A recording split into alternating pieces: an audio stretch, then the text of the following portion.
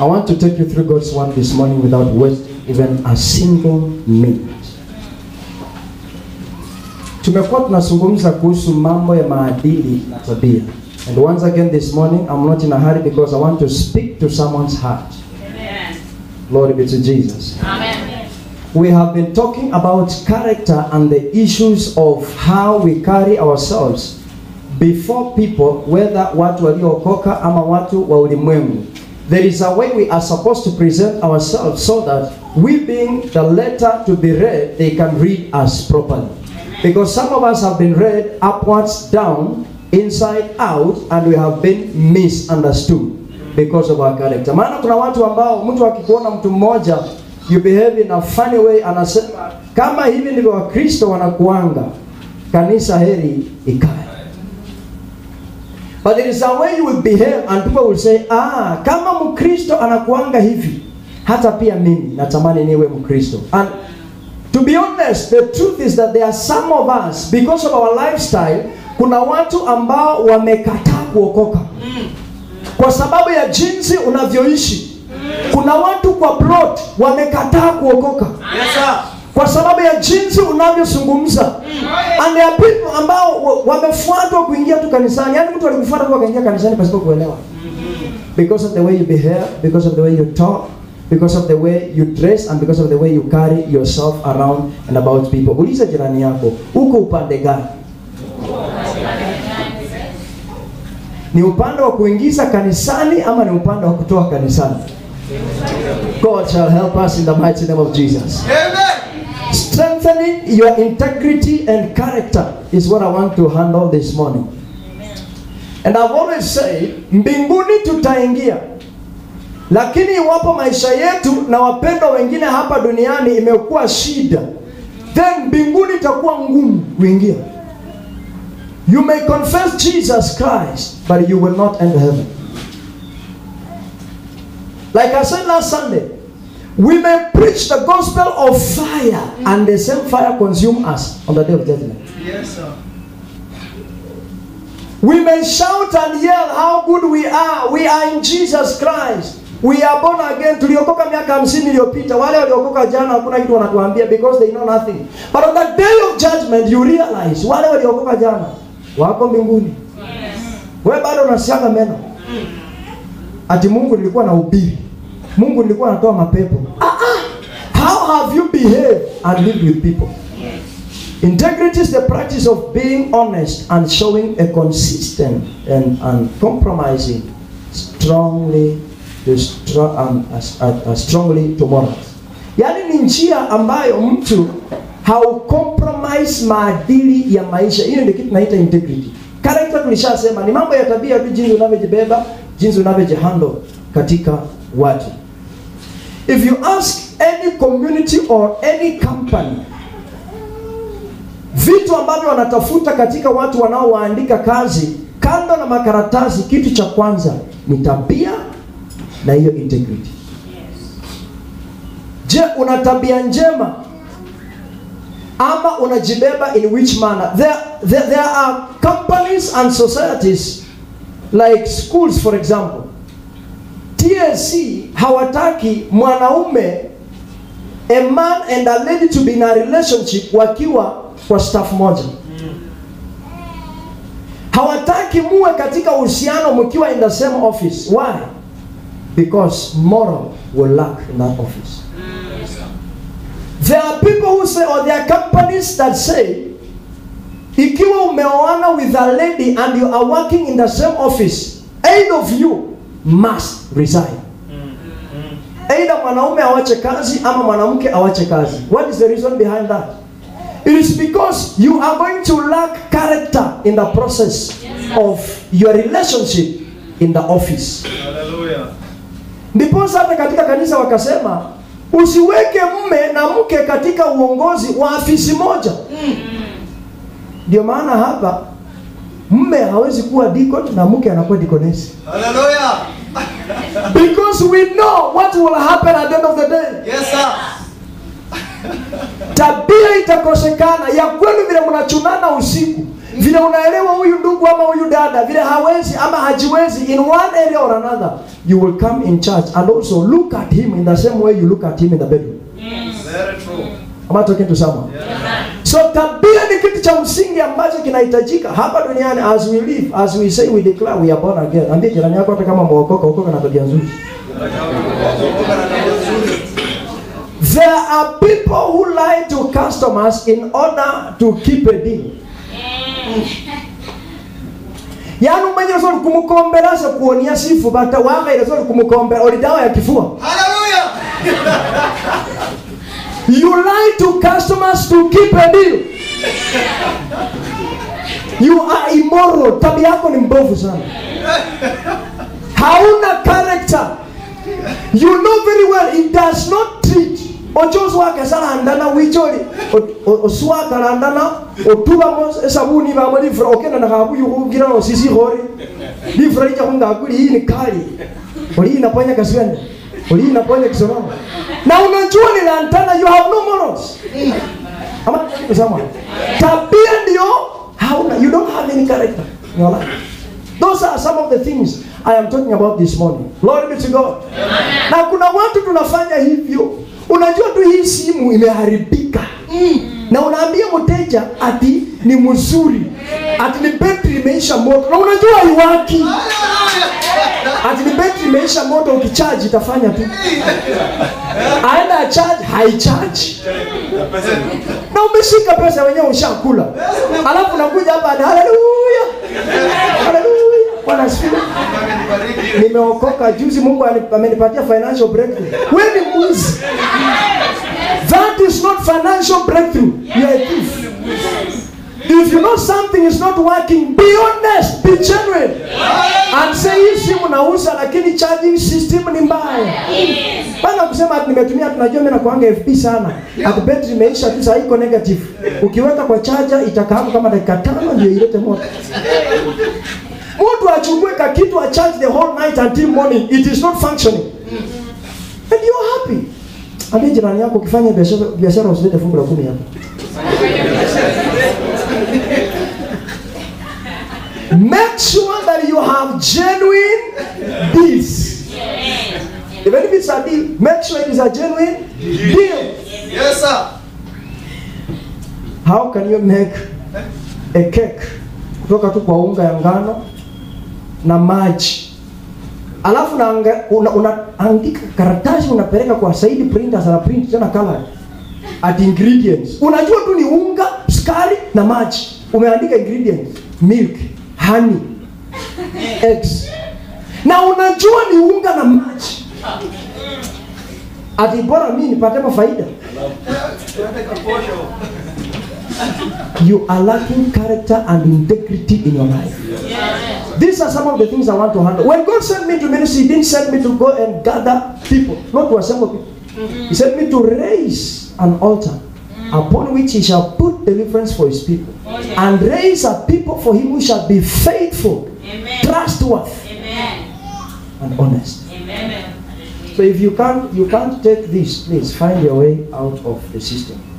And God will still bless you wherever you will be. Glory be to Jesus. Amen. And something worse, hapo chini mnaandikanga made in Nairobi. Yeah. Na unajua umetengeneza tu kwako kwa nyumba. Made in Nairobi. Umetengeneza tu kwako kwa nyumba. Kama ni sio hapo tu, sio nyuma ya nyumba, umetengenezea tu hapo. Kama ni hapa tu bondeni, umetengenezea bondeni, unaandika hapa made in Nairobi. Am I helping someone? Yes, sir. These things are very important because if you don't meet them, your Christianity is a wrong letter. Yes. It's a wrong letter read by the right people. Hao watu wa nje si wabaya, wewe ndio shida. Yes. Kwa sababu wewe ndio barua ambayo unasoma vibaya, haieleweki. Tulienda mkutano mahali, elder alikuwa na akasema musomange bange limakarama muriena. How do you read the Bible upside down? It seems you don't understand anything from the Bible. Kwa hivyo nisomora kusuru sio mwalo wenga mwalo ulinaona shida yako hapa ndani. Ndio hii. Tell your neighbor, read your Bible well.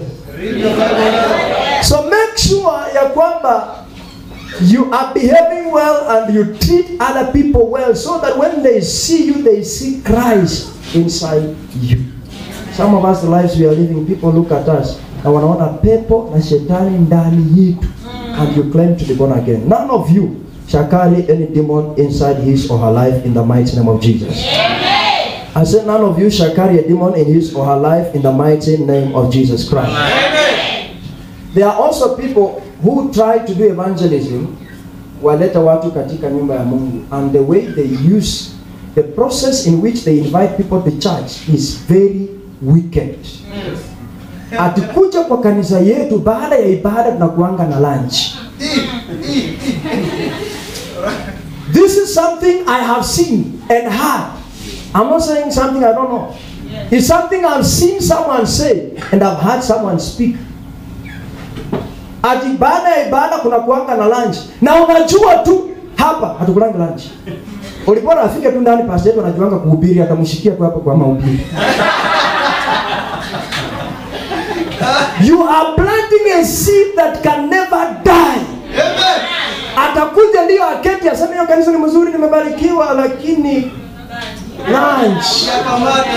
lunch ndio naona hakuna. Akuje Jumapili ya pili na ya tatu, hata uenda watu ambao wanakujanga wakienda ni nyinyi mnafanyanga wasirudi. Atukuja pastor anaonanga tu mpaka ndani ya jikoni. Alafu anakuja hapa nasikia pastor anasema shika neno nikusaidie. Akitoka hapa anasema iko. Ulidanganya. Because of the way you talk and because of the way you present yourself and carry yourself. Glory be to God. Amen. Tell your neighbor, do what is right and live the consequences. Amen. Let consequences follow. Ambia mtu njoo katika kanisa tushiriki pamoja, Mungu atakubariki. It is not your assignment to bless. It is not your pastor's assignment to bless. It is God's assignment to bless. Ukikaa hapa haubarikiwi, uliza Mungu. Sio kuniuliza maswali, pastor, mbona mimi sibarikiwi? Nimekaa kwa miaka 6 ama mimi ndio sijui kuomba. Lift up your voice to him. Yes sir. Hata pia mimi nikiwa hapa nalia mambo yangu. Pia mimi niko na yangu, naambia Mungu, Baba, kwa hii ibada nimekuja, hata ninaponena ninene na mimi pia. Yes. Hello. So that you lift up your expectations. Wacha kuchanganya watu kuwazungusha hivi ati pastor wetu akiomba tu pa, majibu na kutanga tu pa. Then people shift their focus from God and put their focus on a man. Ambia jirani yako, pastor wangu hataki kufa saa hii. I've done little to almost nothing. I've not yet preached. I want to preach. So don't bring me down by making me to be a little God here. Mtu akuje tu kwa ibada, Mungu mwenyewe ashughulike naye. How can I strengthen my integrity and character? Number 1, by fulfilling your promises. How can I maintain my integrity and character? By fulfilling your promises. Promises ni ahadi. Kwa kuhakikisha kwamba umefuata ahadi zako na umezitimiza. Yaani kuna mtu aliambia mtu jana tu ati kesho asubuhi nitakupitia nikulipie fare kwenda kwa ibada. Umeamka asubuhi na ukapitia njia yenye sio hiyo. Ahadi ambayo ulipeana na hukufulfill. Nobody can trust you. You have no character, you have no integrity, you have no moral. Ephesians 5 verse number 3. Fulfill your promises. Hakikisha umetimiza ahadi zako. Ecclesiastes chapter 5 verse number 3. Ecclesiastes chapter 5 verse number 3. Give back, you read for me in Swahili. As a dream comes through many cares, so the speech of a fool comes with many words. Verse number 4. When you make a vow to God, do not delay in fulfilling it, because He takes no pleasure in fools. Fulfill your vow. Verse number 5. It is better not to vow than to make a vow and not fulfill it. Verse number 6. Do not let your mouth cause your body to sin, and do not tell the messenger that your vow was a mistake. Why should God be angry with your words and destroy the work of your hands. Mhubiri mlango wa 5 mstari wa 3. Kwa maana ndoto huja kwa sababu ya shughuli nyingi, na sauti ya mpumbavu kwa njia ya wingi wa maneno. 4. Wewe ukimwekea Mungu nadhiri, usikawie kuiondoa, kwa kuwa yeye hawi radhi na wapumbavu, basi uiondoe hiyo ulioiweka nadhiri. 5. Ni afadhali usiweke nadhiri kuliko kuiweka usiondoe. 6. Usikiache kinywa chako kukosesha mwili wako, wala usiseme mbele ya huyo malaika ya kwamba umepitiliwa, kwani Mungu akukasirikie sauti yako na kuiharibu kazi ya mikono yako. God does not take pleasure in fools. A fool is someone who makes a vow and does not fulfill that vow. If in any case you make a vow and you fail to fulfill the vow, you must apologize. Am I talking to someone? Yes, sir.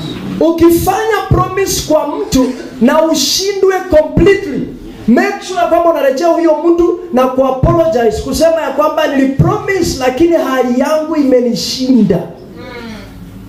I beg for your forgiveness. Watu ambao wanafanya ahadi ama hizo vows, nadhiri, alafu hawezi fulfill, maandiko nasema ya kwamba Mungu hugeuka, malaika wake wanakuwa kinyume na wewe, wanakuwa maadui zako. They begin to hunt you down so that you fulfill the vow. And don't tell the messenger or the angel of God ya kwamba ahadi niliyoifanya ilikuwa ni mistake. Many a times tumekuwa na love offering. Wanaujanga, nani ako na pledge? Si tunainuanga mikono. Wacha nikusaidia wewe. Unainua mkono na unasema 50. Na miezi inaisha 6. Hata 10 hujalipa. That is why your life becomes a problem. Because angels take the vow. And they hunt you down to make sure that you fulfill that vow. Ambia jirani yako usiwahi jaribu. Ukijua ukiangalia mbele hakuna nyuma, hakuna kulia, hakuna kushoto, hakuna juu, hakuna chini, hakuna nyamaza. Wachana nayo. Don't make a mistake of making a vow or a promise and then you fail to fulfill the promise. Na uko tu comfortable. Atuwe kuja tu kwa ibada, transport inakurudisha. Na mtu anakuja na kabla waseme and now may the grace. No wa ibada waso ulikomota. Anamaliza ibada anaangalia huyu ndugu alienda wapi. Na haraka zaidi maina and you don't know how far the person is going. You made a promise and you did not fulfill. Somebody ngenda anasema na ndugu huyo. Kitabu afike nyumbani, God has heard his voice. You are in a problem. Angels take up the vow and they hunt you down. Hakikisha kwamba umetimiza hiyo ahadi. Why should you allow God to destroy the work of your hands because of the word of your mouth? He will destroy. That's what the scripture says. He's going to destroy the work of your hands because of the vow you made and you never fulfill. How can I maintain my integrity and character? Make sure that you fulfill every vow that you make. Am I talking to someone? Yes, sir. So now that you have known, because you didn't know, God's grace was sufficient. But now that you have known, any day you try it, angels will hunt you down. Yes. God will destroy the work of your hands. This is not pastor cursing, it is the scripture. Do not let your mouth cause your body to sin. And do not tell the messenger your vow was a mistake. Why should God be angry with your words and destroy the work of your hands? The question is why? Why? Can't you just shut your mouth? Why? Unajua kuna watu wanapeananga hizo vows ati wacha pia mimi nionekane kwa kati ya watu ambao wako navyo. Nasikia mtu ananyua mkono anasema mimi niko na 100, nitatoa 100 next week. Mwingine anasema mimi nitatoa 200. Oli ese sineleta nao mtu. Nerekata 300 pasta. Nebaandika.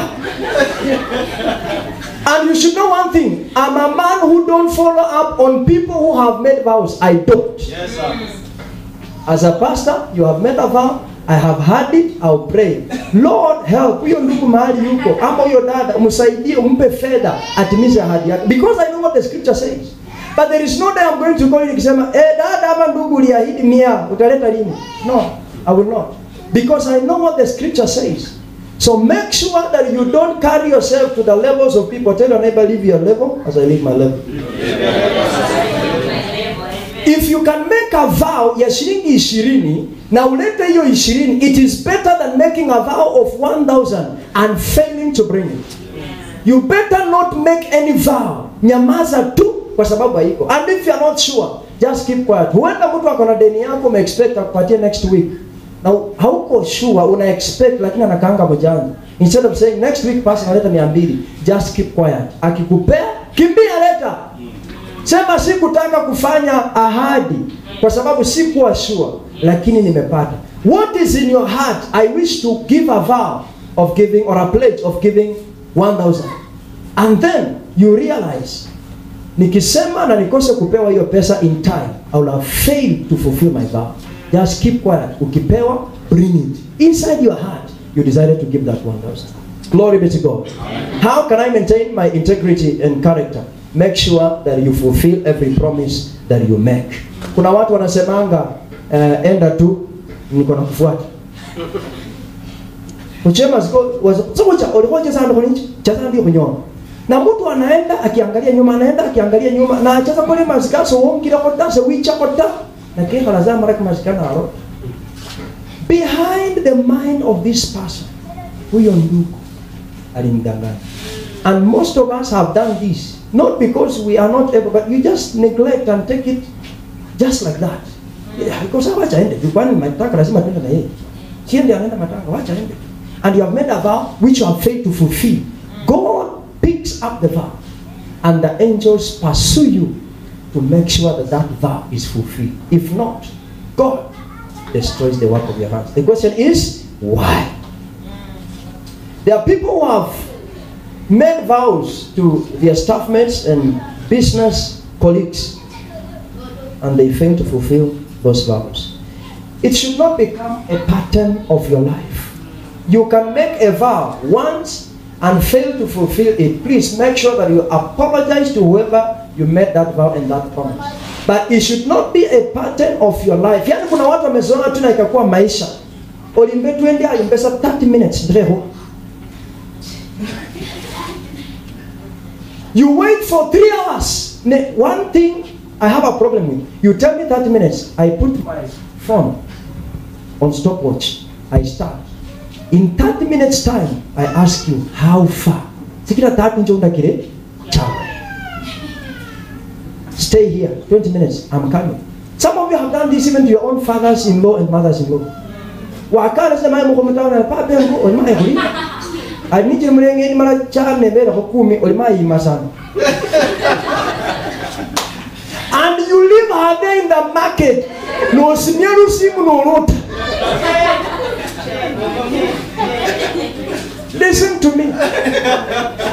You may think she's not worth that 10 shillings. Yes. You may think it's a joke. Mimi nimemalizana naye, wacha mjinga aumie. Ataumia lakini mbingu itakuumiza. Yes. Atakaa pale kwa muda ambao atakaa achoke aseme, hey mzangu asina fulana. Wana kaende herizani. Siku hizi wamama wanajua Kiswahili, atasema ameniacha kwa mataa. But heaven knows what to do. Because angels heard you speak. The vow must be fulfilled. If it's not fulfilled, don't think that your mother-in-law will curse you. Mama anaenda nyumbani asema, msaidiane Kiswahili.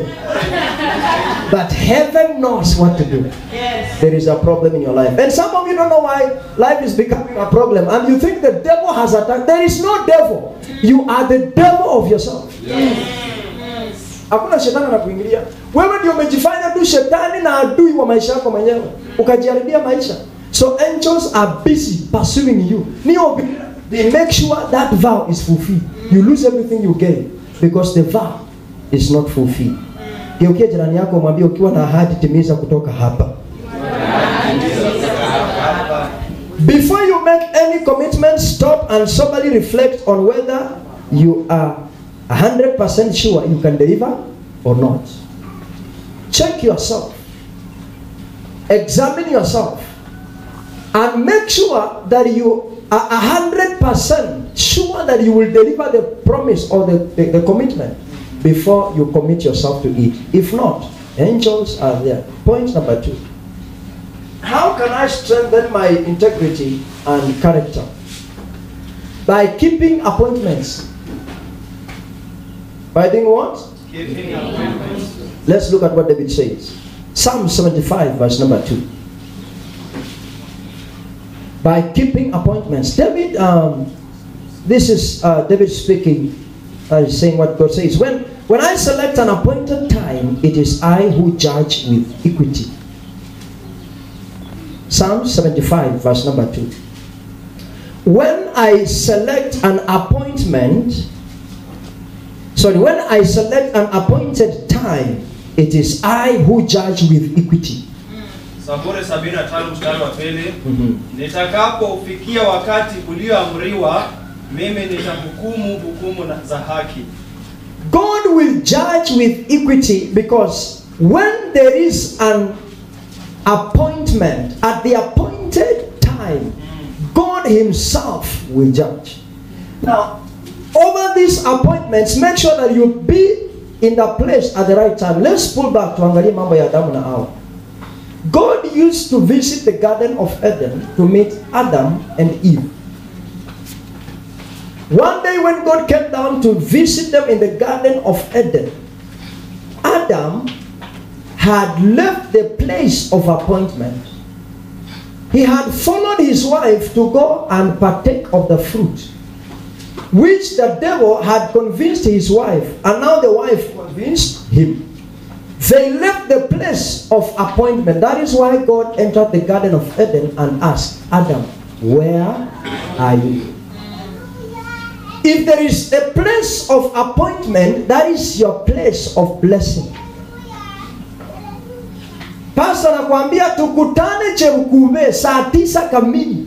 Saa 9:30 ulimunjuwe hali pastor kuparusi. Your place of appointment is not in your house.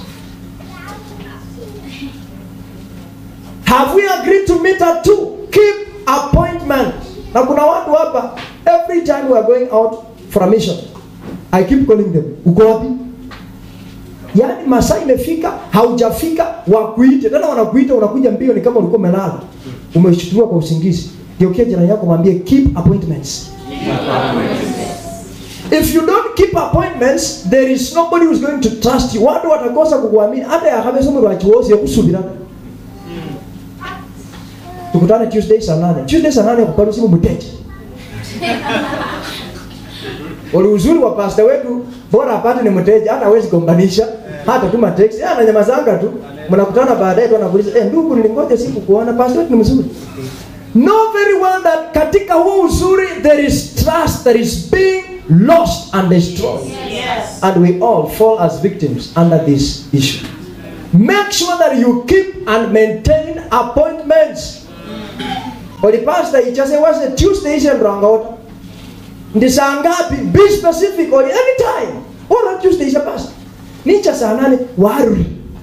Olinde baba anabeli no mahisa alichanga. Maiji jamso. I cannot trust you. Next time you tell me come on Wednesday, now I'll be available. I won't come. Okay, just in breve nyanga maybe hobo na njeno singa bino mwana wane kajingubo nene mandurie. Because you have failed to fulfill the appointed time. You have failed to keep the appointment.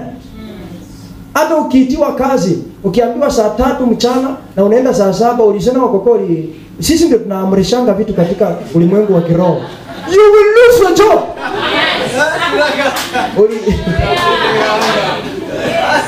Na kamata kwenye anga. Na kamata huyo boss. Utakamata anga lakini kazi utamiss. If the appointed time is 3 p.m., be there at 3 p.m. God asked Adam, where are you?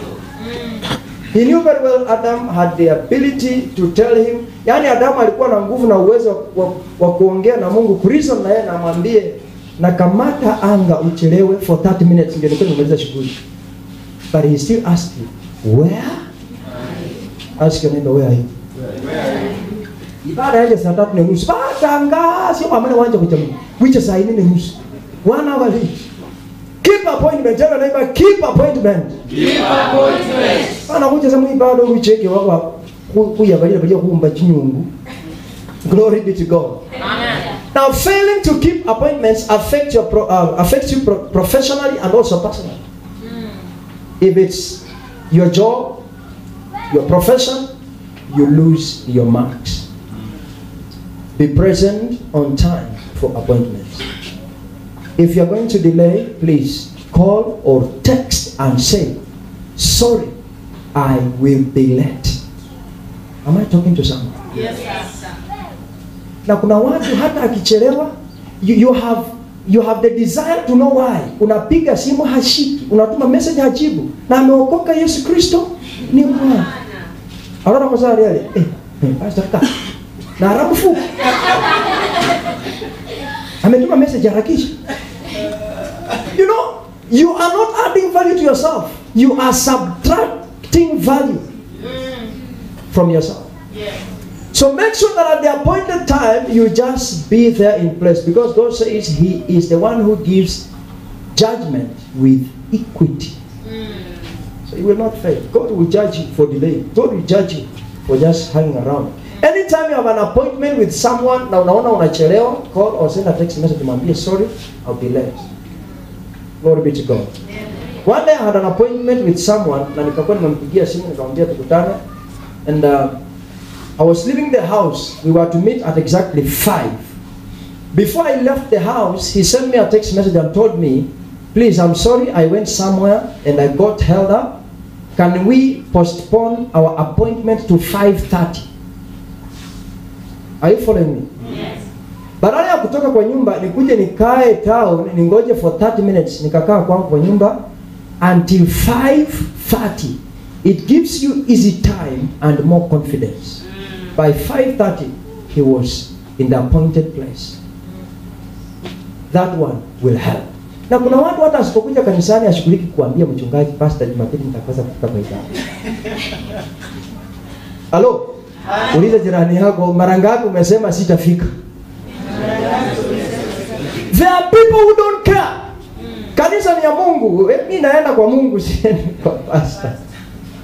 Then you fail to understand that your own pastor will fail to have confidence in you because you are not even communicating on certain appointments. Because it is obvious that we have an appointment to meet on every Sunday together and have fellowship. Yes. You may not know how much your pastor banks on you.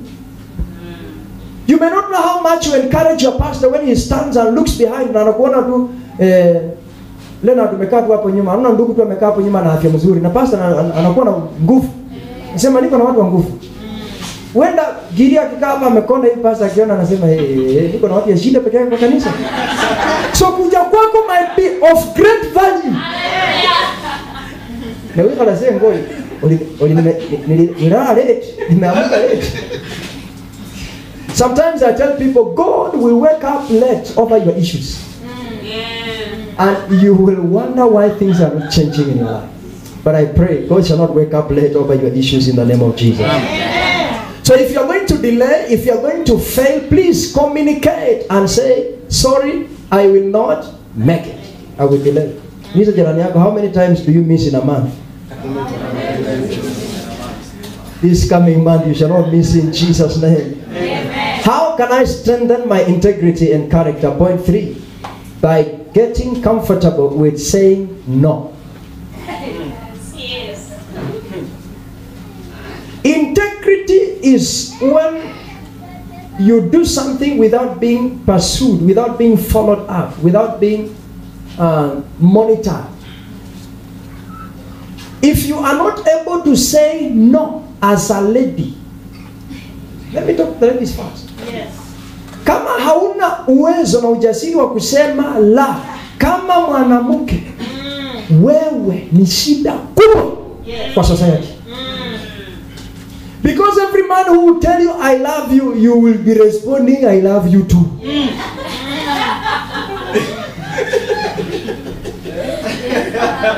Everything that will be proposed, you will be saying yes, yes, yes. Yes. Olisani sitaki kumkasirisha.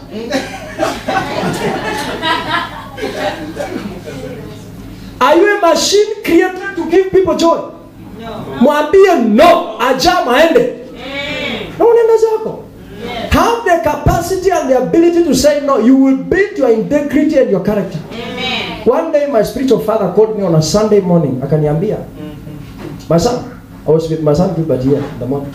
I want you to come and preach in my church at 11 a.m. because I am leaving for another assignment. I told him, Daddy, I will not come. I will not do what? I have an assignment where I am. God assigned me here. Not there.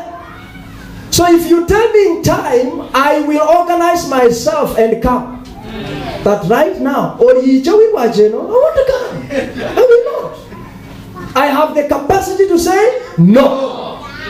If you train your children to be able to say no, they grow up with character and integrity. If you don't train them to grow up knowing how to say no, they will say yes to everything.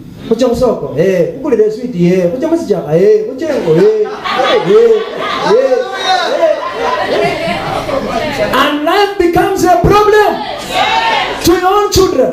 Na kuna watu wamezeeka leo hii. Olekole kesho ali. Olekufunge ali. You can't say no to anything. Mare wabo mwiru ajili kanisa limakwi. Pastor ngiba kaitengole. Pastor kole kesha oli. Pastor kole kufunga oli. Pastor kuche kuinjilisi oli. Kuche crusade pastor oli. Oli mwana ku crusade bali pot. They don't come. You people don't come. Yes. You keep charging others 20. Oli ndo hambole na afaula nyonje ko.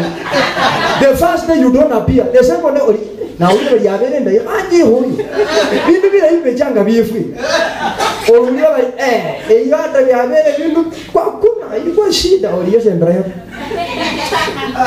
Learn how to say no. If you don't have the guts to say no as a man, your wife will mislead you. Yes. Let me tell you the truth. We are all men and women, married and not married. If you don't know how to say no, your wife will do what? That is why Sarah told Abraham, sleep with Hagar. Abraham said, yes, mama. Yes, mama. Mama, and at the end of the day, when he was complaining to God, why? God told him, no. Follow what Sarah said. Because you first had her. You didn't hear me. You first had her. Hallelujah. So chase Hagar and Ishmael. Because the first place, you didn't inquire of me. You listened to your wife. Yes. Alikorana ya God sawa mai walimu. Wewe ndio kusema, mimi ndio kutenda. This is the same problem that befell Samson. Yes.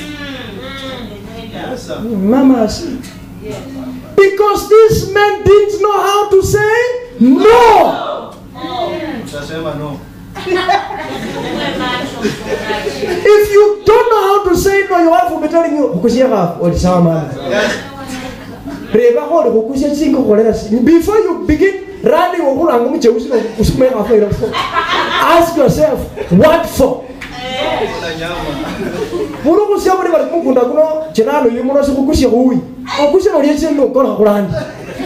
Because you don't know how to say no. Tell your neighbor, learn how to say no. If you are not able to say no, you lose integrity, you lose character, you lose manners, you become a useless person in the society. Hata hapa kanisani, you should also learn how to say no. Yes. Don't just be saying yes. And pastor amesema yes, pastor, yes, pastor. But if you want to be doing kalimesema na kupora mali, wewe kana bora. They want yes sir.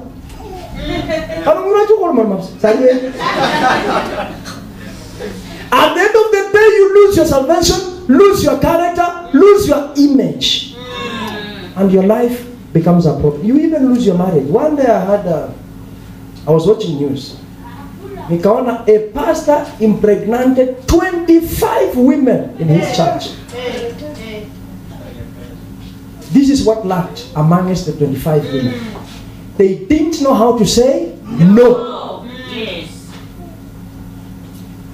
But if they knew how to say no, they would have told their pastor, asante kwa injili na ubiri ukinibariki. Lakini hapo lilia, I have an appointed man. Ukaliweta. Pastor wacha akoromu kanisa mbuja. You have the capacity to say no. Yes. We are lacking this no thing. That is why we have a problem even in church. Yes, sir. Pastor Kemasanali, ali finance committee change kile kwa account hicho, ndenyanga murusiyako, ndenyanga kukurekendika. Muri yesa. Yes, sir. Sasa ni chini kanza kukula mendika. Kuomba ali kanza nyanga ali kabla kukula chindika. Because you didn't know how to say No. it is not contradiction. Let right things be handled right. Let wrong things be handled right. Bring them to the table and draw the border. Say this one, Pastor, well, it is well, but now this one is meant for this purpose. Reason together. Let's see what we come out with. Glory be to God. Don't just be saying yes to everything. Yes to everything. Open with me the book of Matthew, chapter 5, verse number 37. Or yes, yes, or yes, yes. Or if yes, Pastor Roma say for yes. For yes, it's a raw no. Sometimes human beings speak and they hide in God. At Mungu amesema nasikia roho Bwana anasema kuna mama mmoja hapa kuna 10,000 anafaa alete kwa madhabahu. Esewe chisendi ni wera bora alira. So liwe ni abora ali nange ndereta. Yes. Hello? Hello. Am I talking to someone? Yes, sir. Matthew chapter 5 verse number 37. But let your yes be yes and your no, no. For whatever is more than this is from the evil one. Mathayo 5:37. Bali maneno yenu yawe ndio, sio sio. Kwa kuwa yazidio hayo yatoka kwa yule muovu. Yanayozidi hayo yanatoka kwa muovu. Yes. If you say no, mean to say no. If you say yes, mean to say Yes. Pana hunganga elder alikuwa anasema hapo one day. Yawe changa hale bene baserera. Ora mwana na usima mwana. Alikuchi ingu. Kila kumwana ari ali. Tawe na hacha, tawe na hacha. Musimba pu. Let your no be no. And let your yes be Yes. If you say yes, well, if you say no, mean no. Don't be saying yes meaning no, and saying no meaning yes. If you say yes meaning no, and saying no meaning yes, you have no character, you have no integrity. In fact, you may sound to be like one useless thing under the sun. So just learn how to say yes if you mean yes, and say no and mean no. I say this again. Please teach your children how to say yes and no. Yes. If a child doesn't know how to say yes and say no, your child will say yes to everything. Yes. Or your child may say no to everything. Teach them to know the difference between yes and no. If something is good and is for their own good, they should say yes. If something is bad, according to your teachings to them, and is not healthy and profitable to them, they should be able to say no. And once they say no, they should mean no. Let's move to our next point. How can I strengthen my integrity and character? By polishing your communication skills. Integrity is maintained by polishing your communicational skills. How do you communicate? I want us to get down to the scripture. Psalms 19 verse number 14. Psalms 19 verse number 14. Let the words of my mouth and the meditation of my heart be acceptable in your sight, O Lord, my rock and my redeemer. Zaburi 19 mstari wa 14. Maneno ya kinywa changu na mawazo ya moyo wangu yapate kibali mbele zako, e Bwana, mwamba wangu na mwokozi wangu. Proverbs 25 verse number 11. Proverbs 25 verse number 11. A word fitly spoken is like apples of gold in a setting of silver. Proverbs 25 verse number 11. Methali 25 mstari wa 11. Neno linenwalo wakati wa kufaa ni kama machungwa katika viano vya fedha. So learn to plan what you say before you even say it. Reread your text message before you hit the send button. Because there are people who type text messages and send them without rereading. And after they have sent, they regret. Atipole nilikuwa na hasira, ujinga si hasira, ni ujinga. When you write or type a text message, mtu amekukosea, you want to write a text message, type and read and read. Understand what you have written before you send. Yes, sir. Don't just type and send. Ukishatuma, atipole wewe mama. Nimefanya nini hiyo? Nimefanya nini hiyo? You begin to regret because you have written a text message without understanding what you wrote. Na kabla upigie mtu simu, shika simu, jipange vile utaongea. Bana kupiganga tu simu ati hello, huyo ni James. Kile ulifanya juzi ndugu uta regret. Alafu kisha maliza nimemwambianga nini? Uta regret. Think and plan what you say before you pick your phone and make a call. Jana kuna watu wameongelesha wachungaji hivyo. Ati pastor kila hapo tatu mtu tu atanifanya nini? Acha nimwambie tunafikiria. Na unashika simu. Na inaingia tu kwangu ndio. Ninafungua nasoma hey, Yesu ni Bwana. Make sure that you read it and you think and meditate. Let my words, the words of my mouth and the meditation of my heart be acceptable before you. Oh Lord, my rock and deliverer. Don't say things before you think. Polish your communicational skills. There are people who don't know how to communicate. Kabisa. You just say anything because it has come across your mind. Na unasema ama unaandika. Saa zingine naona kwa mtandao kwa Facebook mtu ana comment tu kitu kwa post. Ni kama hana akili. Na comment tu akishamaliza ku comment, alafu vita inaanza tu hapo, matusi inaanza hapo tu, wanatusiana tu, mimi nasomanga tu na like. Na ngoja update. Na like, na ngoja update. Na like, na ngoja update. Nikingoja nikisoma nasoma. Na ninajifunza mambo kadha wa kadha. I know who is this. How does he behave? How does she behave? How does he carry himself around? So make sure that before you even type that comment and hit the send button, you read and reread. And then after that, you get satisfied and send. No regrets will be there after you have sent it. If you make a statement and regret, kuna watu wakikasirika wanaongeanga kama mfereji ya maji, ukishafungua utafunga tu. Usipofunga itatoka mpaka mahali natokanga ishe huko. Mpaka nzawasi kwa waishiwe kwa container ndio tap izime. There are people when they get angry they say everything, na kama ni message anatuma unasoma hii ujamaliza ingine na ingia, na ameokoka. Yesu Kristo ni Bwana na ni Mwokozi wa maisha yake. Polish your communicational skills. And over the same thing, sometimes when you communicate with someone, make sure that your communication is settled. Recently I was talking to someone. I had an appointment with him. Nikamwambia, I want to see you. Akaniambia, this week I will not have time because I'll be very busy. Tukutane next week. Nikamwambia sawa. So you get back to me when we will meet. Then akanyamaza. 1 week. The second week. Alafu nasikia anasema pastor alisema tutakutana na hakuniambia ni mimi naenda kwake ama yeye anakuja kwangu. The last communication was, you will get back to me and tell me, because I am available. It is you saying this week you want to make it until next week. So it is you to tell me when. Then we determine where. But kuna watu mnasemanga tu atapiga simu. Also learn how to communicate. Glory be to God. Amen. There are people who do not know how to communicate. No, hapiru simu sari pandu.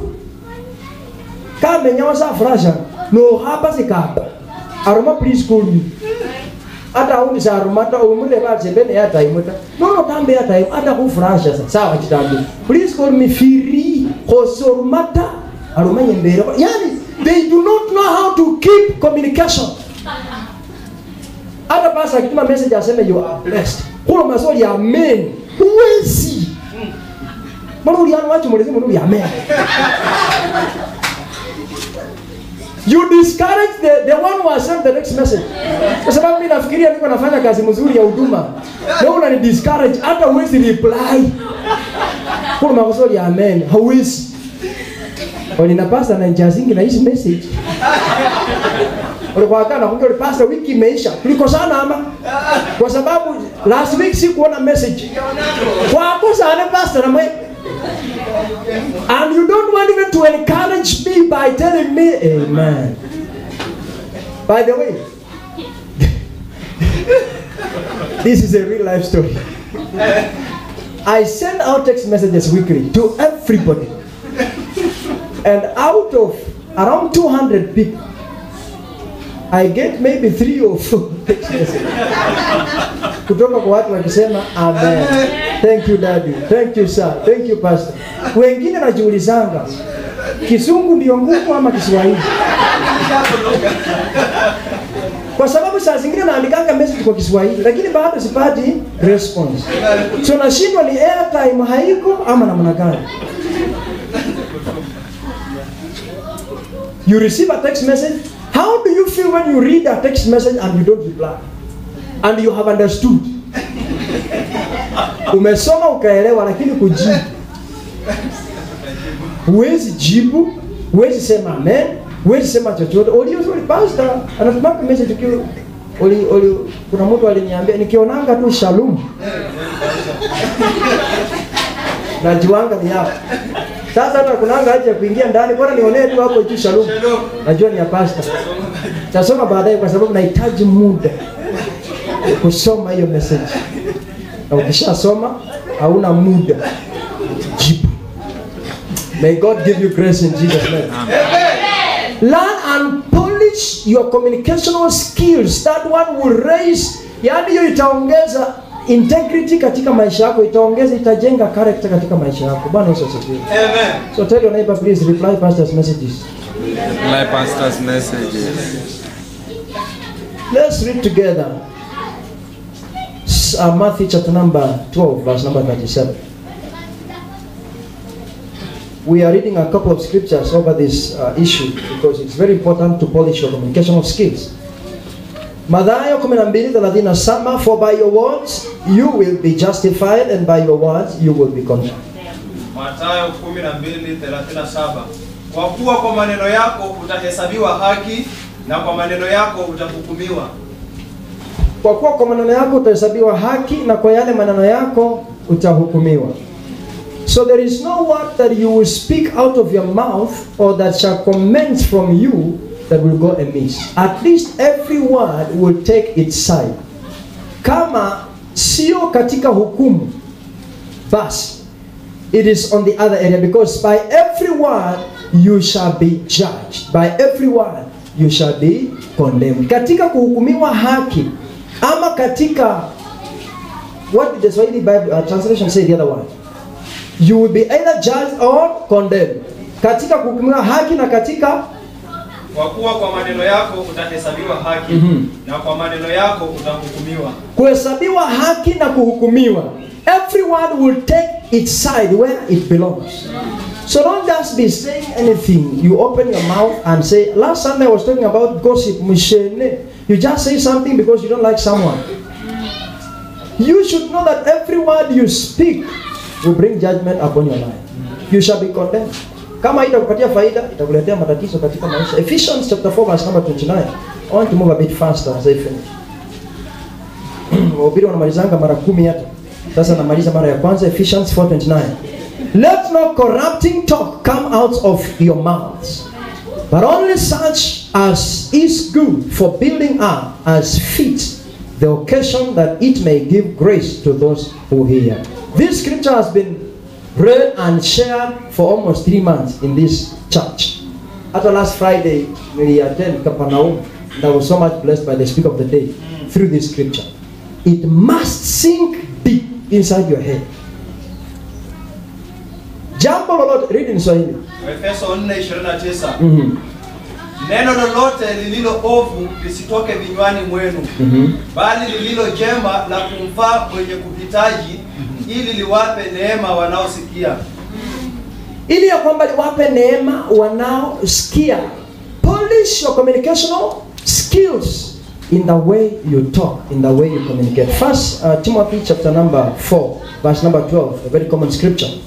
Let no man despise the youth, but be thou an example of the believers. My interest lies in this statement, in one, that is in speech, in conversation, in charity, in spirit, in faith, and in purity. So my interest lies in conversation. Read. Timotheo wa kwanza 4:12. Mtu awaye yote asiudharau ujana wako, bali uwe kielelezo kwa waaminio katika usemi na mwenendo, na katika upendo na imani na usafi. Katika usemi na mwenendo. So check on the speech and the words you say, kwa sababu zitakukosesha amani mbele ya watu.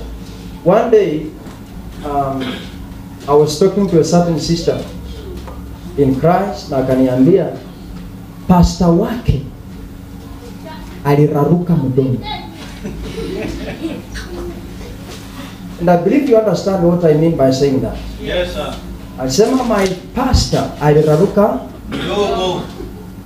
He says anything, everything without considering yule anaye isikia. Now we being a letter, Mungu atusaidie kwa sababu wale tumeraruka midomo, we don't build but we break down. We don't gather but we scatter. So let God teach us how to keep quiet. So in communication and in conversation, check on your conversation skill. How do you communicate with people? How do you talk? Your mouth is a weapon. Next point, how can I strengthen my integrity and character? By considering the habits you need to change. Kuna vile unaweza poteza marks kwa sababu ya tutabia fulani ambazo uko nazo. We can maintain or strengthen our integrity and character by considering the habits which we need to change. There are things ambazo watu tunafaa tubadilishe, and I will say specifically, for example, sehemu kama ya chakula.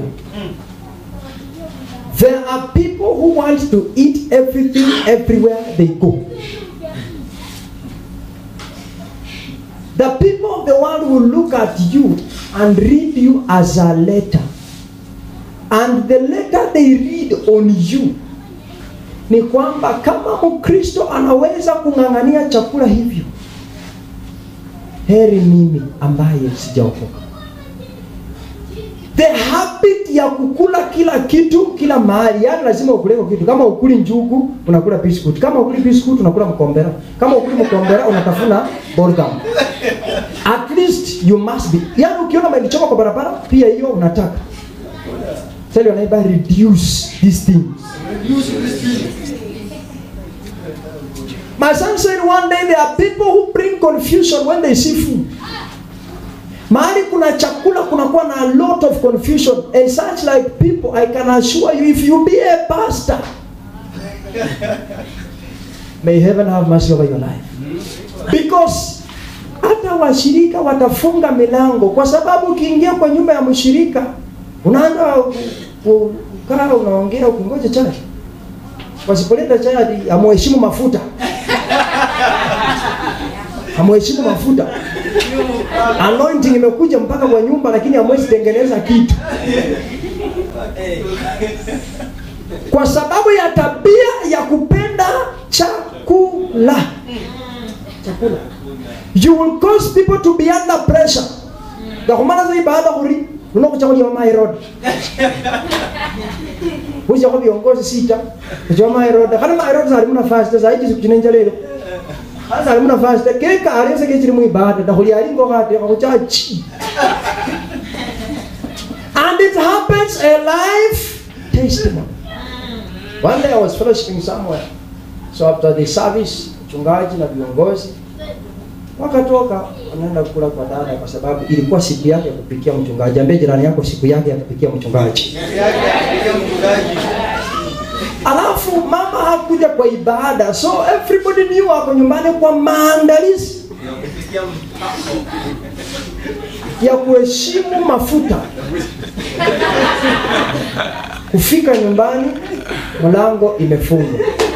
This is my question. Wewe kama yule umetoka kwa ibada na appetite, ufike kwangu upate ndugu nimefunga mlango, nimeenda. Mimi na mke wangu na watoto hatuko.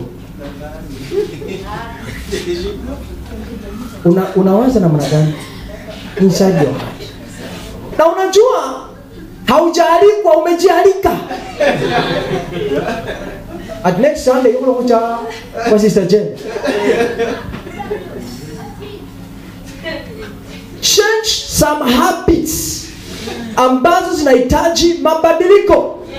Pana kuingia kwa nyumba ya mpendwa olinechile walikamati akoma karanga hongo karanga. Kwa sababu ya appetite ya kukula, change the way you eat.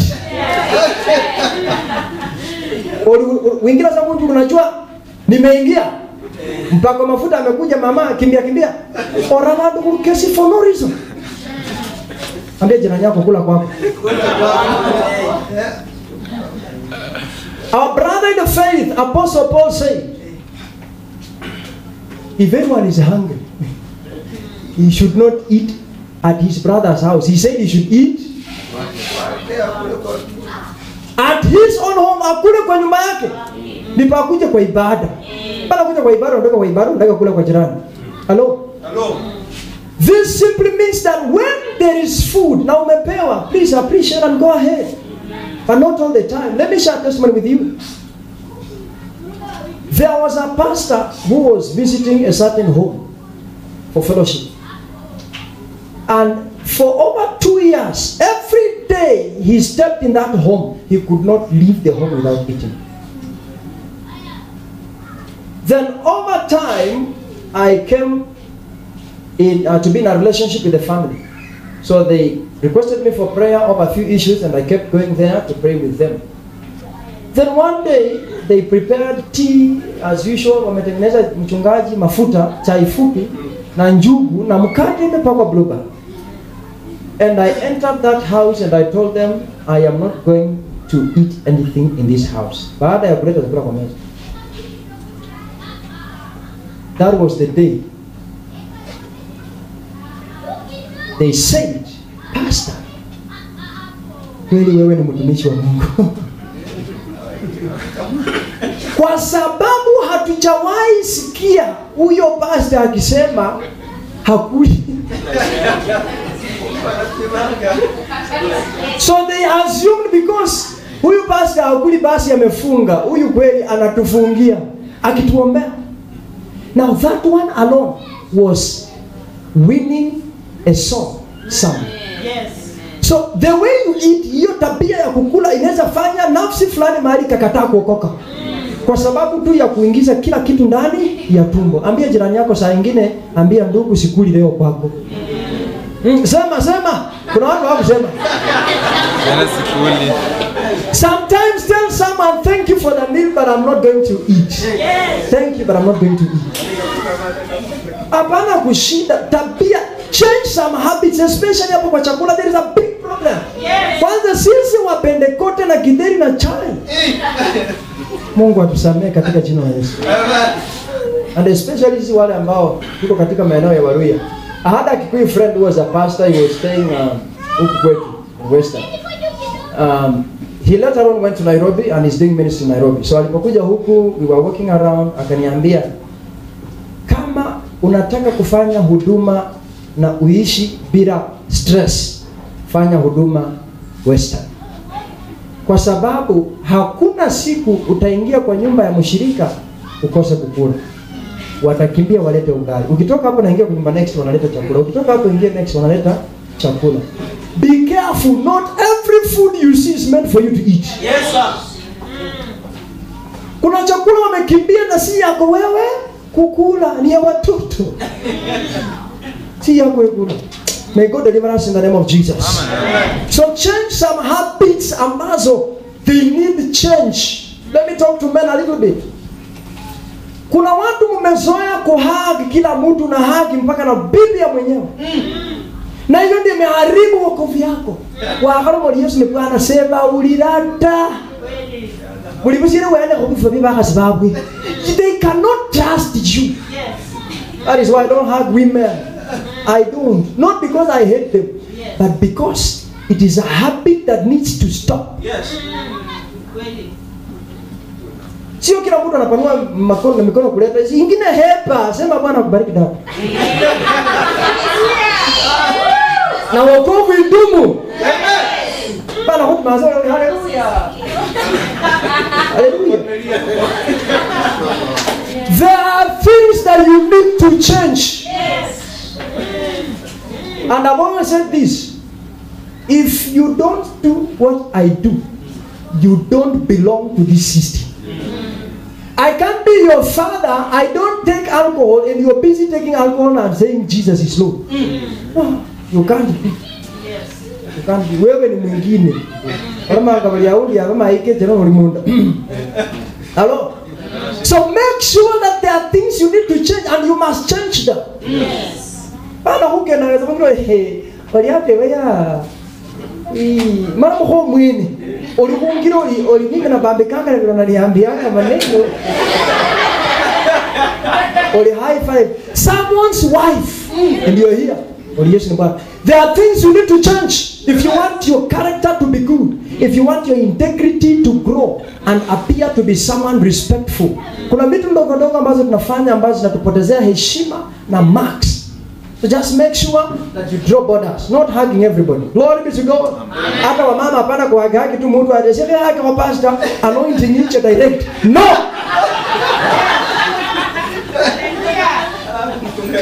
Salia mchungaji kwa mkono.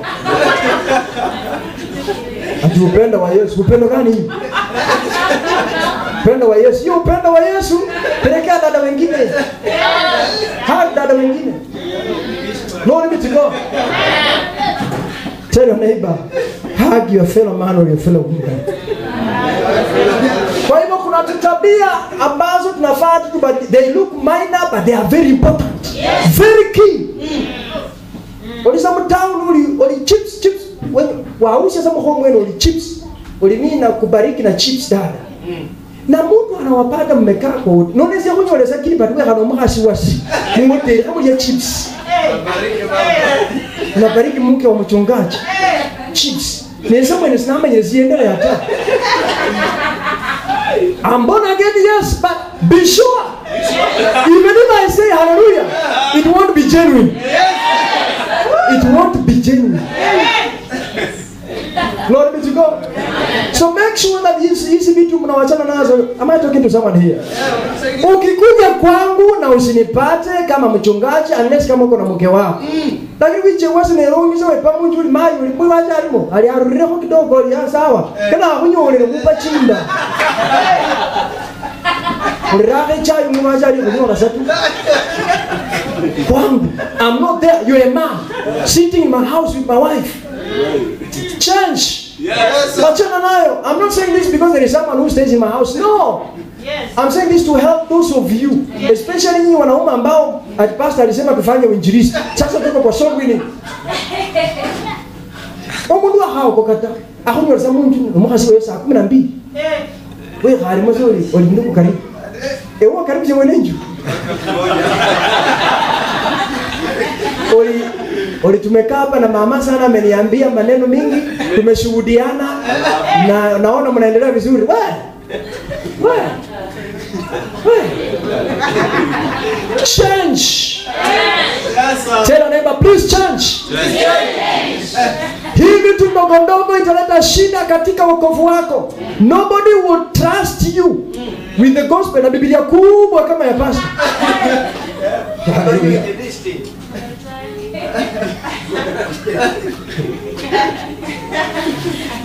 Oli nimekuja nimeleta ujumbe. Nimeleta habari njema.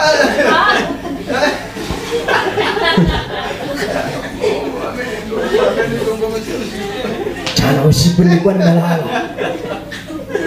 Katika maono Bwana akanionyesha. Badilika. Walinaona wewe na mume wako amwende vizuri. Wewe change. It is not going to build the body of Christ, it is going to break up the body of Christ because of the way you carry yourself. Hata wadada ambao mnaingia kwa nyumba za wapendo, ukipata dada mwenzako hayuko, wacha kujifanya wewe unajua kuchemsha chai. Sawa sawa? Ukipata dada hayuko na umeingia kwa nyumba ni ndugu peke yake yuko, mwambie asante, nitakuja kama mama yuko ama kama dada yuko. Find something to do away from that house. Hello? Hello. You know, nowadays, wezi ni wengi. Unaweza kuwa kwa jikoni na kwa sitting room, mwizi anachukua tu TV. Unaweza kuwa kwa bedroom, unabadilisha nguo na kwa sitting room, mtu anachukua simu kwa meza. So katika kila nyumba, wakifungua, wanafunga. Wakifungua, wanafunga. Ne huyu ingira sa munju ya ndugu kwa alimuyengene ne mwikala. Kwa sababu mwizi anaweza iba kitu kwa nyumba. Ne mwelezi kile jamaa hizo.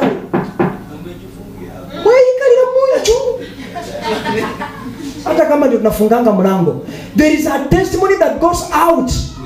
Hata kama you didn't have any intention, the testimony is destroyed. Yes sir. Bwana Yesu asifiwe. Amen. Lastly, wacha nikumbushe mtu Elda alisema wa mama mnakaa.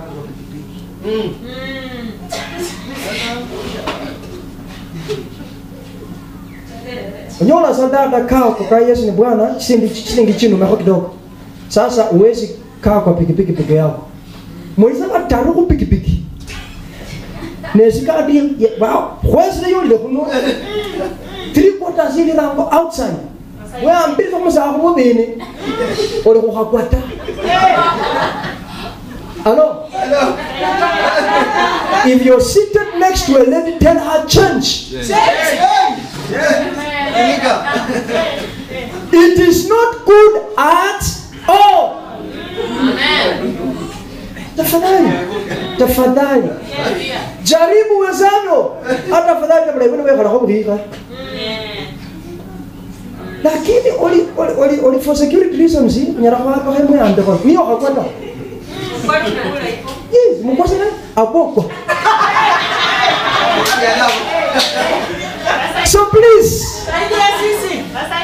hali kama hiyo, find a way to rescue yourself from the testimony that people will see over your life. Recently, I was telling someone, the previous week, I was talking to someone, akaniambia, wewe, wezi beba kwa pikipiki na mwanamke, nikamwambia no problem. That's the better man. But listen to me. There are cases whereby, however far the distance is, I will walk. Yes. For example, so Rama aiwange ko pikipiki na amranda barata. Yes. Ngenda. Yes. However far it may be, I cannot. Or if not, mumbe sembambe. Am I talking to someone? Yes. There are things that just need moral discipline. Yes. They don't need spiritual issues. It's just moral discipline. Yes. Na mwenye unaangalia unaona no, this one will not work. Ya kama Kisumu kakole ndiye hanginde. Lakini I will not sit on that bike. Yes. Eweza ne papa mko pikipiki ulitimokoka. Uliyesu ni Bwana. Culture helps people to believe God better. Yes. Are you hearing me? Yes sir. Culture helps people to believe God better. Better. Theology says it is culture that mentors the nature of people and their character in morality for them to fully and faithfully believe in God. Amen. Because nebaka kubole bali nokosi etochi mucho obubi orakosi mana nemiyo kane kwa muzokinyona ta nebaka kubole bali nokona mayona kesinga bubi kino olengere mayona kesinga mana no mubona kino wikombe kubole. So they just tell you bubi It is culture that teaches people to believe God even better. Am I talking to someone? But no, because you muliro eba bi ungua. No lezo kosi angamada. Ba manyama no kosi yami yo kaya kwamo mumuliro zolika no kosi mendo chita eraya.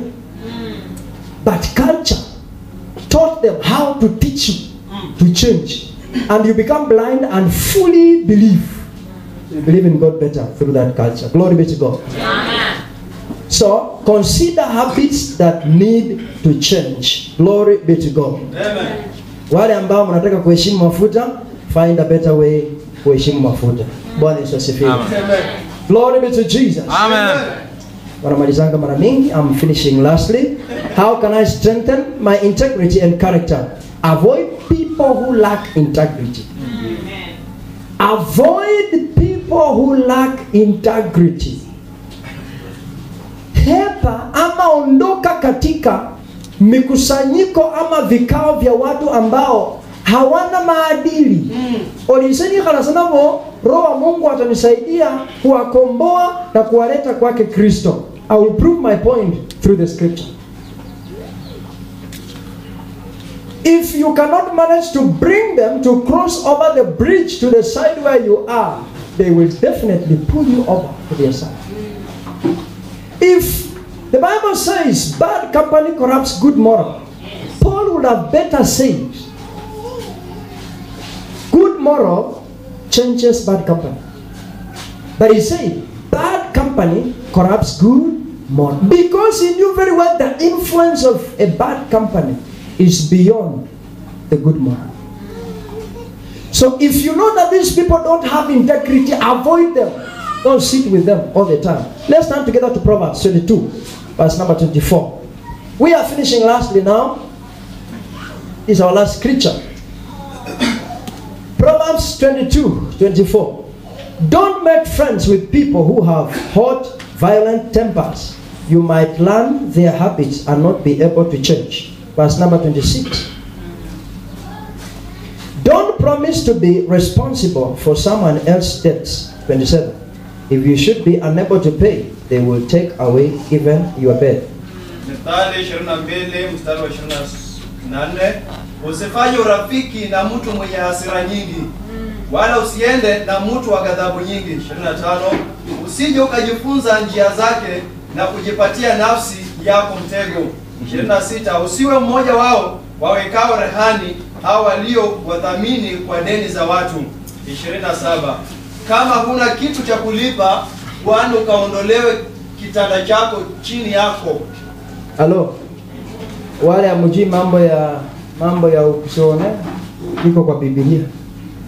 Una guarantee mtu anachukua karoni na una cha kulipa. Wanakuja mpaka unachukua kitanda. That's what the Bible says. They will come and even collect your bed. Yaani ukigarantii mtu 20 achukue loan ya 20, ujue una uwezo wa kulipa 20 bila pressure. Lakini kama ni zaidi ya uwezo wako, they will come. Now, do not keep the company of people who don't have integrity. Watu ambao hawana tabia, usikae ndani mwao, usikae karibu na wao. The reason is because they may influence you to an extent that you will not be able to change and be who you are supposed to be.